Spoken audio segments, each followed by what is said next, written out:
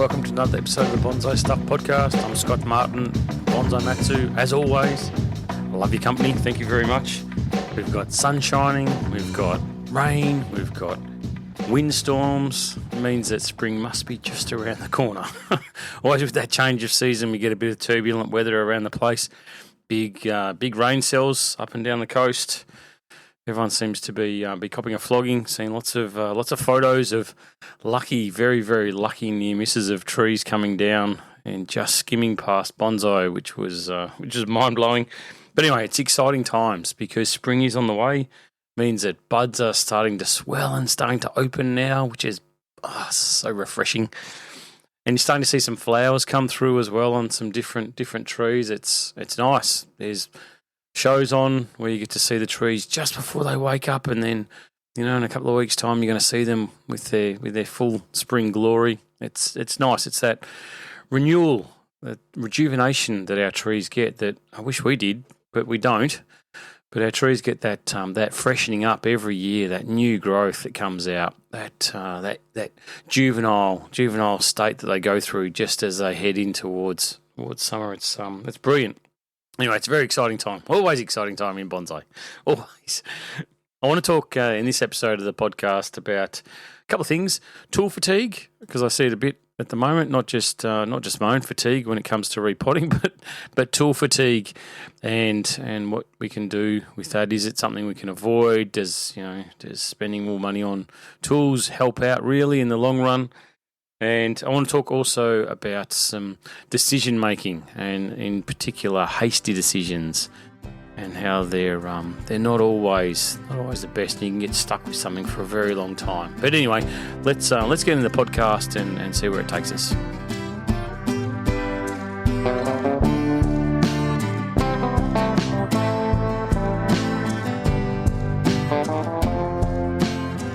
Your bonsai tools are one of the most important things that you'll have for the health of your trees, because clean cuts, being surgical with your bonsai makes such a big difference.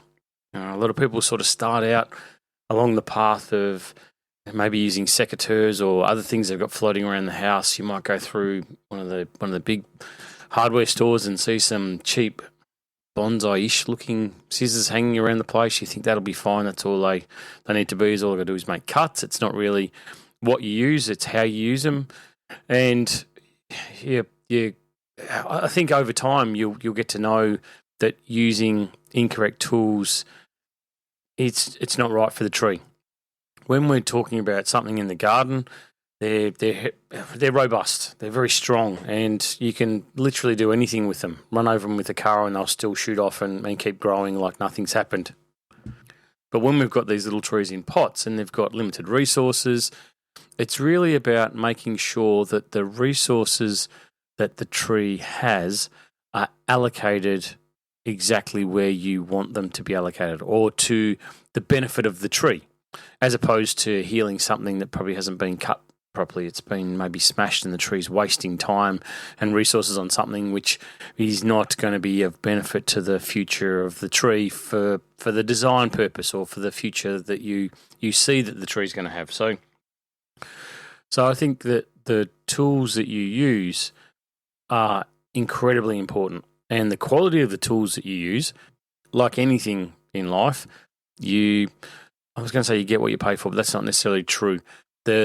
If you buy crap quality, or if you have crap quality tools, then they will wear out quicker, they will not do the job properly, and you may end up just wasting your money and getting very little time with those tools in your use with your bonsai. Of course, it depends on how many trees that you're working on. Like I work on thousands of trees, so my tools have to be to a certain quality, so they're going to get longevity and be useful and serve the purpose and do what they've got to do.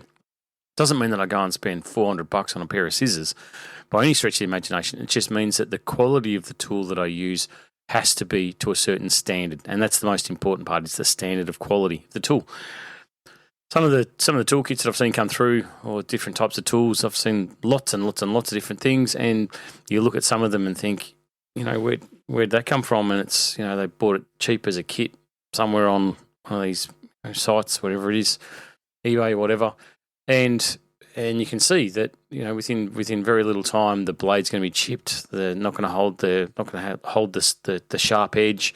The handles may bend on them as well, and they become soft and pliable and useless really in a very, very short period of time.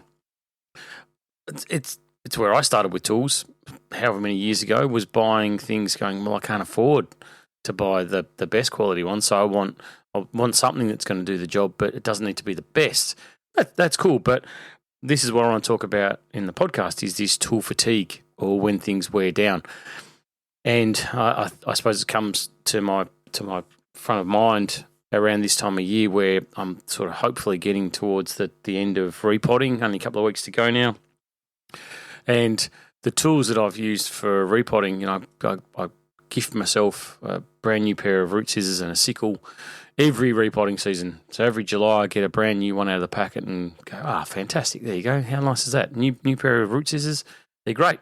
And, sort of 2-3 weeks later, they've all worn down. They don't look like they're new at all. The sickle's lost every ounce of sharpness that it's had on its blade, because when you're working with the soil mix that I do, that pumice-based and scoria-based, it's very tough on the tools, very, very tough on the tools. So I've got to have a certain quality of scissor that I use for root pruning. Otherwise, I'd be chucking them in the bin every 2 weeks. And while, they do lose their sharpness, I can sharpen them and know that they're going to be okay again, and I get another week out of them, and then I've got to do it all again, and so on and so on. But it means that I've got to have my tools to a certain level, but they do fatigue. Even the good quality stuff. Like I said, every year I give myself a brand new set of root pruning scissors, so I've got to get through 2 months solid with one brand new pair, and then I've got some native repotting and stuff like that too. So there's another month somewhere down the track that I've got to get through. So it's 3 months of the year I'm basically using a pair of scissors flat out for repotting. And then they go into the spare pile. They go into the customer use, or a backup pair, or I put them, something in a drawer somewhere and get to them later on down the track.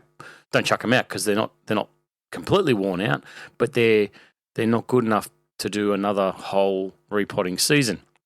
They wear down. And my root rake that I use, I've got a really nice heavy duty root rake, but the thing started with prongs that were maybe centimetre and a half long, 15 mil, and now they're down to sort of 5-6 mil. Like they've really worn down with the flogging that they've had, but that's taken maybe 4 or 5 years to get worn down to that point. And I'm not about wasting money or buying things that I don't need to, or just having the latest and greatest just because that's it sounds like a great thing to do. But you've got to have the tools that are fit for purpose. They've got to do the job. They definitely have to do the job for me. And we have so many different tools that we can use in our arsenal for so many different things. And they've all got particular little jobs that they do. There's small branch cutters, there's narrow blade branch cutters, there's medium-sized branch cutters, there's the large branch cutters, there's concave cutters, there's knob cutters. They're all sort of doing the same sort of a job, but they're all slightly different sizes and different grades. And I love them. I love having different tools. I've said that so many times, but I also make sure that I use the right tool for the right job. And that leads me nicely into the next section, is a lot of the tool fatigue that I see is from misuse, from using the tools incorrectly. And normally it comes from trying to cut something which is too thick for the capabilities of whatever tool it is you've got in front of you. I do this, I teach at a school on Fridays where I take young fellas, and they over a period of time they design and style trees and they get their own tree to start with. They're only sort of 14, 15 years old, and it commences their bonsai journey. Some may never come back to it, but others may do bonsai happily for the rest of their life, and I love it. I really, really love it. And as part of the gig is that I supply the tools for the fellas to use, and I'm forever taking scissors and bending them back. Tools that in the right hands would last 20 years without an issue. With young fellas being what they are, when they get this tree in front of them, they start working on them, they bend the blades. The tips don't come into connection anymore because they've got something, and it may be because they don't know what they're doing with it. It might just be because they're mucking around and buggerizing around with these tools, but they wear. The scissors seem to wear so much faster in the hands of people using them incorrectly than of people that know how to use them and maybe have had that learning process themselves to say, well, if I cut this branch with these scissors, my scissors are going to bend. They will not. It's going to give. Like, there's no way. It doesn't matter what quality or who the stamp manufacturer is on the tools that you've got. They're not all designed for absolutely everything. There's no way. They will get to a point and go, no, that's too much for me. And that's where, having 4 different branch cutters in my toolkit might seem like overkill. But I know that when I've got really fine branches, I've got the perfect ones. I've got perfect, small branch cutters. When I've got ones that are in a little bit further, I can get, there's a lot of foliage in there, like fine ramification. I can use the narrow blade ones because I know it's going to get in there and not do any damage to anything around it. Normal sized branches, I'm not going to use my narrow blade or my small branch cutter to cut something which is maybe a bit too big for it, because I know it's going to stuff it. Like, it's going to bend the handles or chip the blade or snap the blade clean off if it's that thick, or if it's, big, heavy, dry deadwood on a tree that I'm trying to reduce down, then I'll get the large branch cutters or trunk splitter and do something with it, because I know that those tools can handle that kind of work. Whereas if I get my new normal size branch cutters, the run-of-the-mill branch cutters, and try and do it with that, then the pressure that I'm going to put on to try and remove that deadwood or work that deadwood is going to damage my tools. And I'm, like I said, it doesn't matter if you paid $10 or 10 grand for the tool. You don't want to use it incorrectly, because it's just it's guaranteed to do damage to your tools. It's guaranteed to fatigue them. So over time, of course, you'll have it where you're using branch cutters or wire cutters. Wire cutters are a great one because they get smashed. They're cutting from 1 mil 1 second, then they're cutting 6 mil.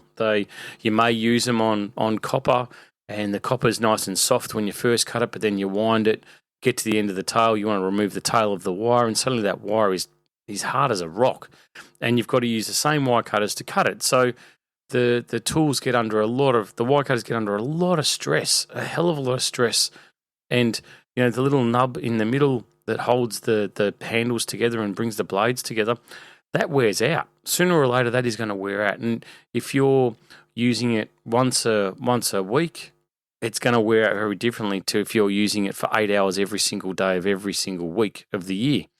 Of course it is.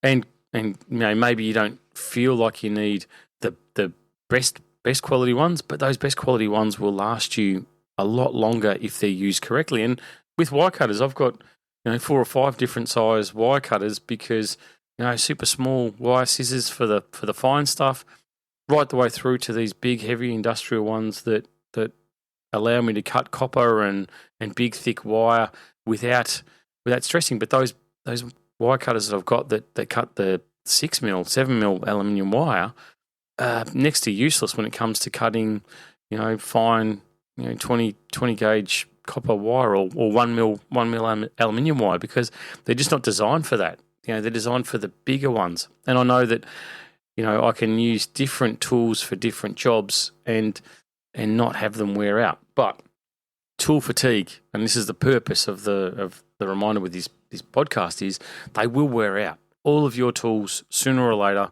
based on your usage and what you're doing with them, no matter how much you care for them, no matter how much love you give them, you clean them every use like I do, you sharpen them before every single tree, sooner or later that blade's going to wear down. It's not going to be as good as what it is. If you're sharpening that thing, 8-10 times a day, multiply that out across the year, then the steel on there is going to start reducing. It's not going to last forever. But using the right tool for the right job and the right approach, the right application, can make such a big difference for your bonsai.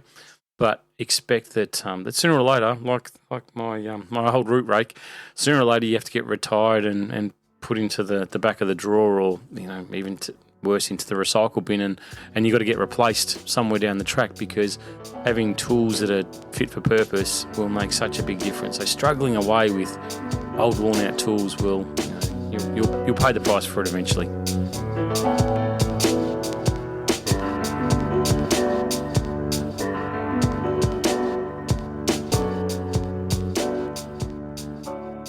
So just before we move on to the next section of the podcast, I was just thinking in my head, I wonder how many tools I've got. And I thought that's such a stupid question to ask yourself. It's like, how many bonsai do you have? Well, probably not enough. Or maybe I've got one more than what I probably should have in the collection. But you never do a count, because then you're accountable for it. So with my tools, I find that just, constantly adding tools into the kit, I've got a purpose for that. Yeah, I need one of those. I need those carving tools. They look brilliant. Don't you have enough carving tools? Yeah, I probably do, and I've probably got exactly the same ones as what I've got, but I don't know, something about bonsai tools that I just love. All right, so I want to talk about hasty decisions. And I think, honestly, hasty decisions when it comes to our trees leads to poor decisions or bad choices. And I'll just give you a couple of scenarios. So we're going through, currently in the middle of repotting season, and with repotting, there's a hell of a lot of decisions you've got to make. Lots. Do I cut this root? Do I leave it? Do I rework the root ball? How much root can I take off?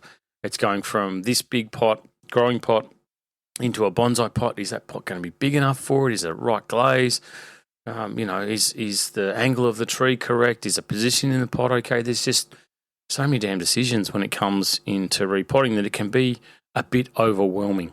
And I see it time and time again that to avoid making decisions, there's an urgency put on it. There's a rush. There's hastiness put on it, where you'll just go, I'll just work. I'll sort it out next time. I just want to get it back into the pot. I don't want to have the tree out here, and you sort of, put your hands over your ears and go, la, la, la, la, I can't, there's no problems, it's all good. Just work the roots, cut them a little bit, jam them back in the tree, and then, you're done. Like repotting, tick the box, on to the next tree. Because when you've got this limited window and you've got a large number of things that you've got to try and get done, often it's easiest just to plough through them. Just get them done. Knock them off as quickly as you possibly can and move on. And the job's done. You don't have to worry about it after that.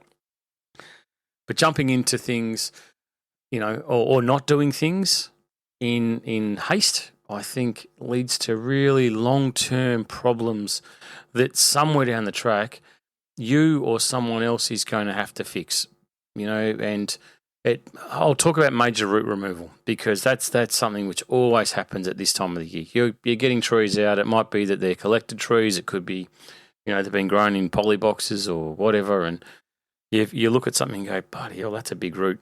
What do I do with it? So the two options you've got, the two sides of the coin, leave it or cut it. It's simple. Do you leave it on? Do you remove it? And if you're going to remove it, do you look for some sub-root branching coming off, back further and remove it back to there? Is that enough? Will that give me what I need? And I think that both have a sense of urgency about them, because it's a tough decision. But let's say you go with option one, where you leave it. You go, bugger it. I'm not going to cut it off. There's too much attached to it. Whatever.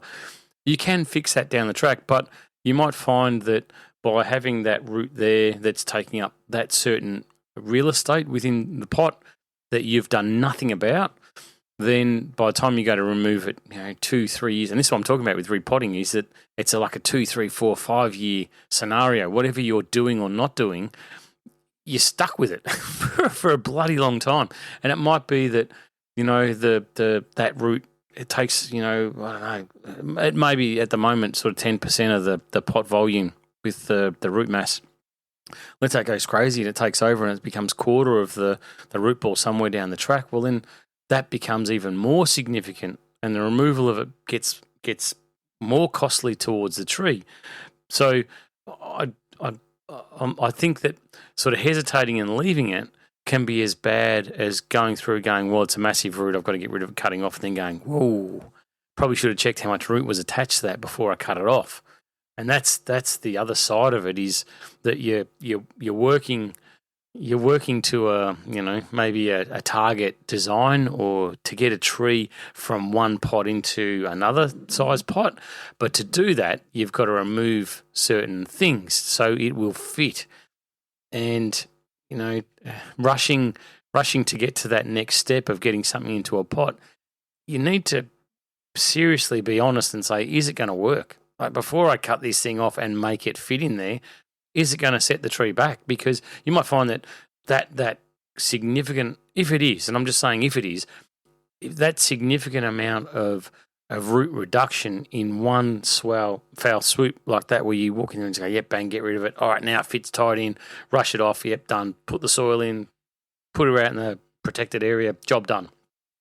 You come back to it, and 3-4 months later, hopefully it's not dead, but I've definitely seen it where that's happened, where too much has been removed and the trees have died.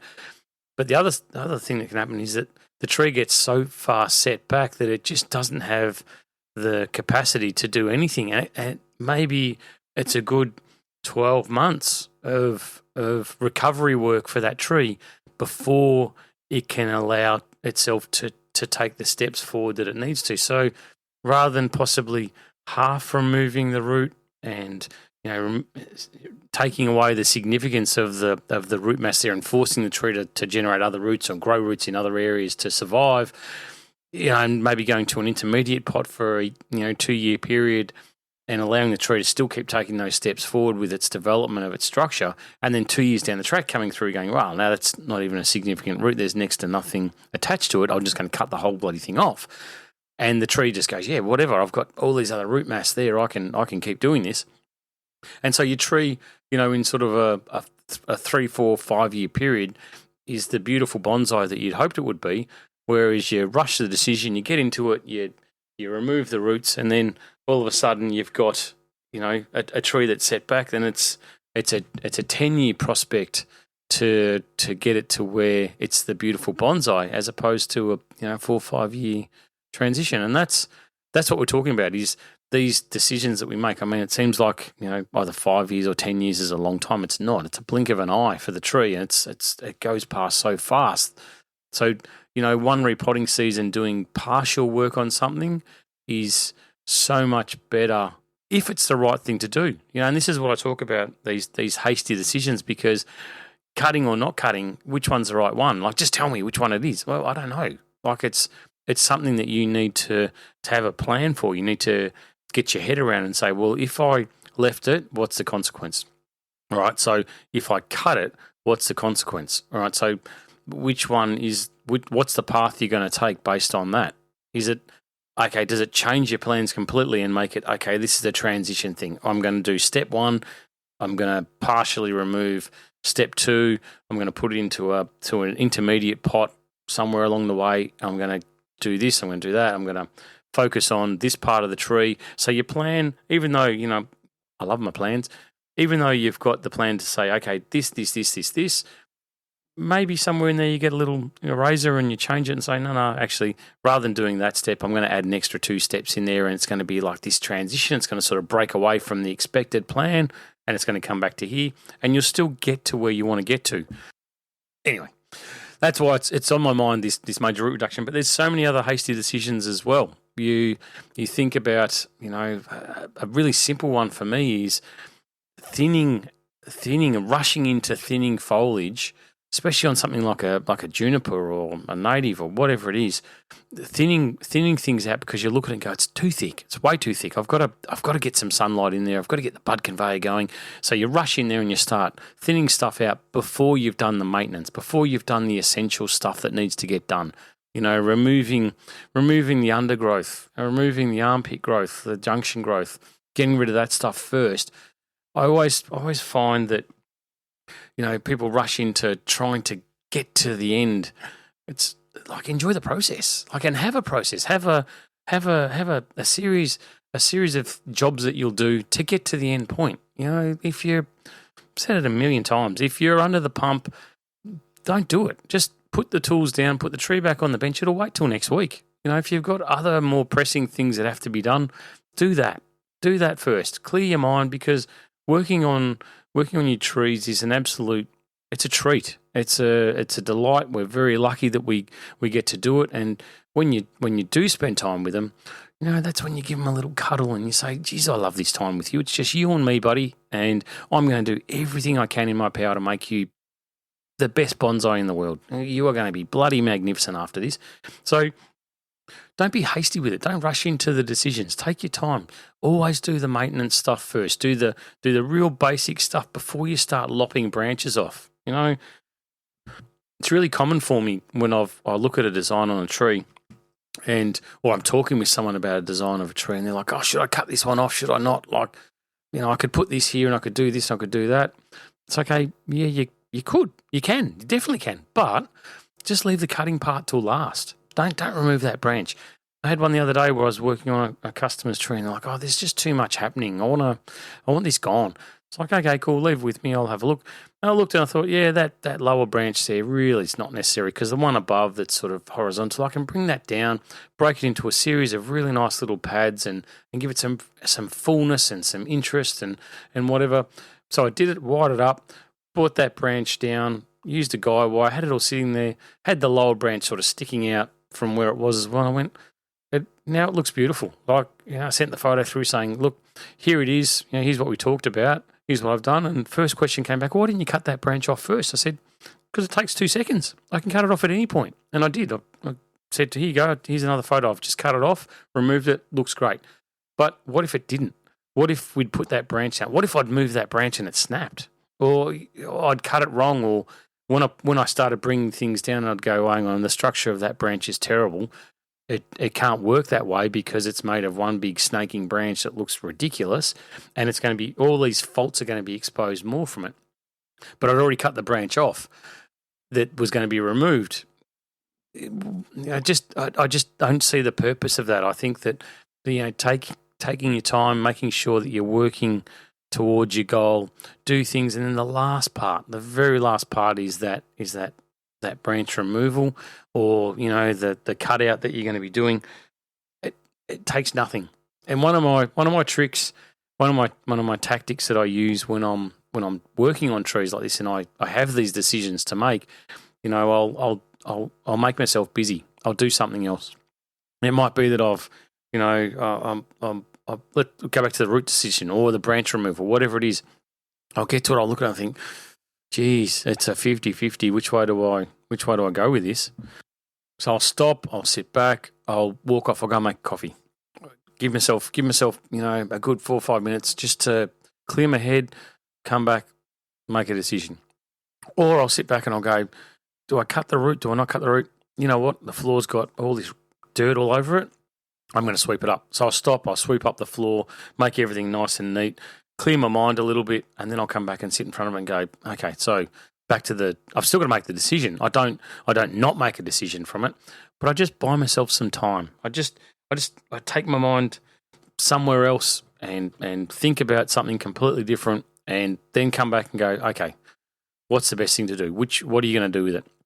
It might be that I need to, if I'm walking around a workshop and there's people there, I might need to just stop, go and get a chair, get the chair, put it down, sit down in front of the tree and go, right, okay. And it just allows me to, it's just a mental thing that I do where I get to just clear my mind for a second. It might be that you get your scissors or your branch cutters and clean them before you cut something off. Just stop for a second. Just give yourself a minute, polish them up, make sure they're nice and sharp, then come back and go, okay, what am I going to do here? Because jumping in one way or the other might make you think that, or might make you feel like you're these professionals that you see, but I'm being honest with you, you need to stop and think sometimes, because it's not something that we can undo. Once you make these decisions, and you have to make them, that's ultimately what has to happen.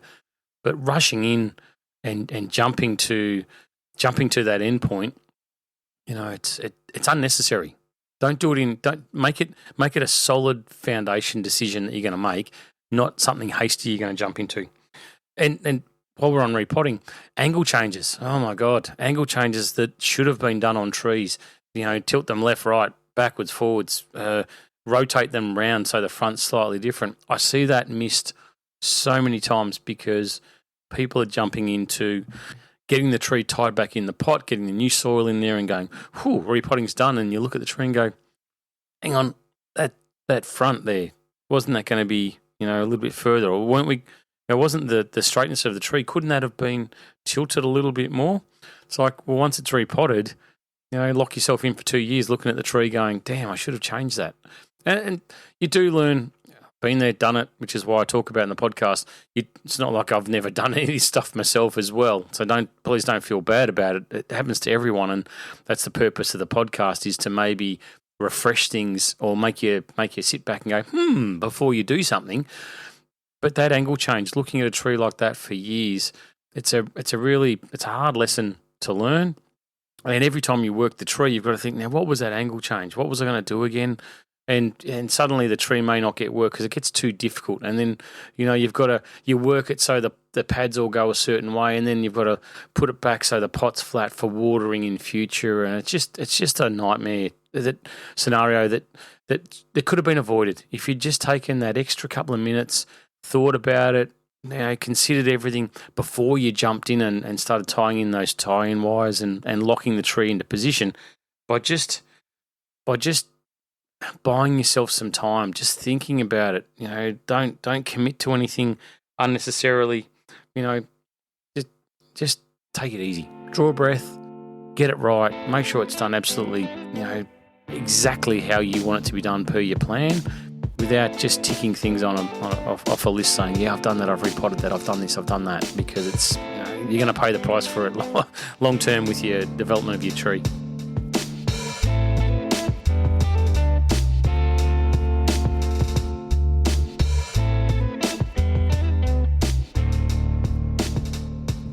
Okay, folks, we are done. Another podcast wrapped up and done. And I just want to use this last little bit to talk about watering your trees at this time of the year. It's difficult. It's really, really difficult. We've got rain.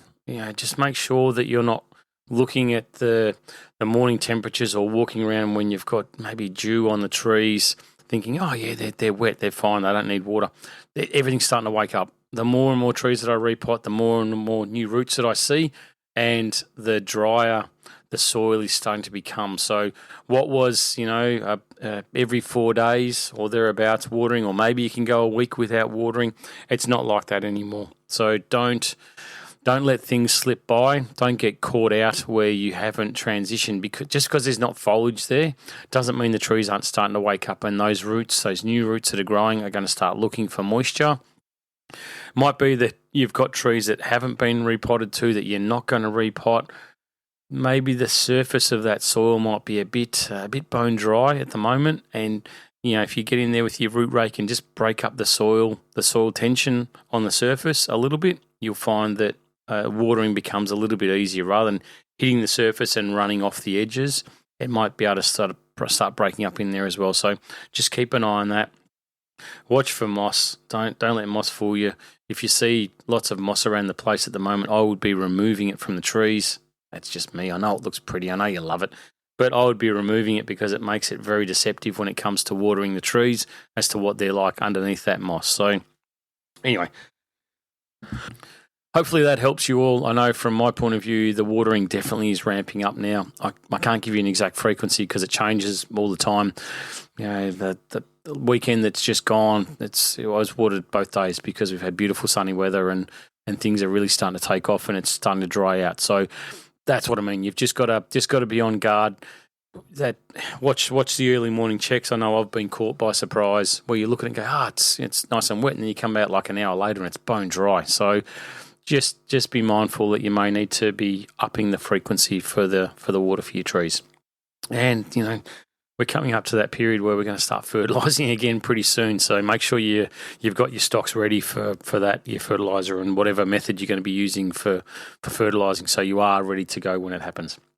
Anyway, thanks for listening in. Love it. Love the subscribers. Thank you for the support as always. Thank you to everyone that listens to the podcast. Thank you to everyone that sends me messages or asks for help. And, I love it. I love, I spend the first part of every single day going through answering questions to try and help wherever I can. And, I think the bonsai world is great. I love it. I love everything about it. I love the trees, but I love the people that are linked to it as well. So Thank you very much. Give your trees a cuddle for me. And as always, until next time, happy bonsai.